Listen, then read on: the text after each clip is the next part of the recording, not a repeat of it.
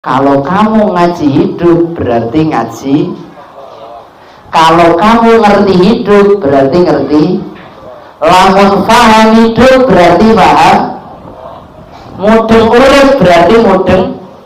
Ngerasake urip berarti ngerasake. Dekat dengan hidup berarti dekat dengan. Karena yang dinamakan hidup itu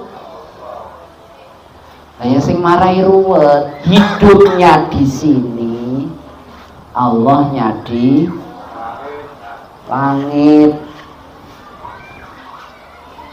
Paham maksudnya? Ketika kamu mempertanyakan Allah, berarti kamu mempertanyakan.